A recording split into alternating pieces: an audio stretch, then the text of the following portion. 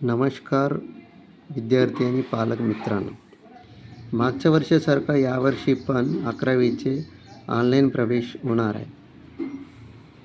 त्यासाठी कोणते कोणते कागदपत्र लागणार आहे त्याच्याबद्दल आपण सविस्तर माहिती घेऊ.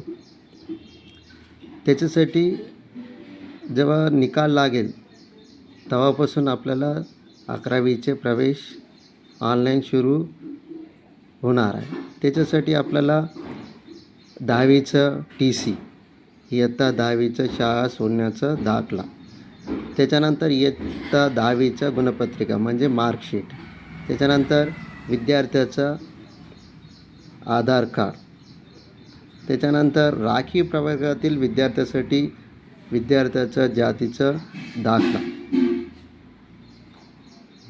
त्याच्यानंतर वडिलांचा आईचा उत्पन्नाचा दाखला 2025 आणि 2026 वर्षाचा,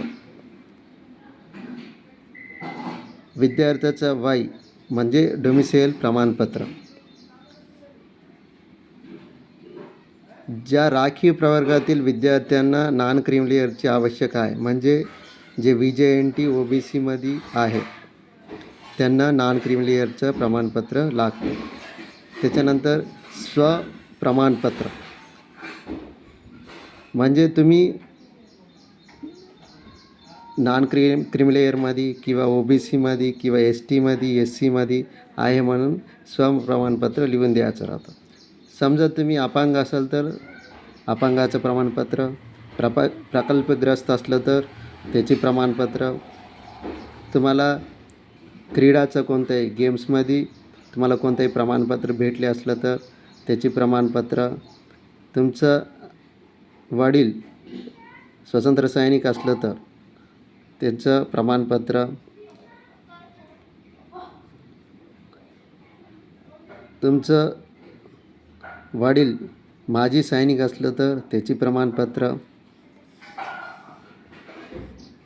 पालकाचं बदली असलं तर बदलीचा आदेश, एखादा पालक एका ठिकाणातून दुसऱ्या ठिकाणी बदली झाला असेल तर त्याची बदलीचं प्रमाणपत्र लागते किंवा त्याची आदेश लागते.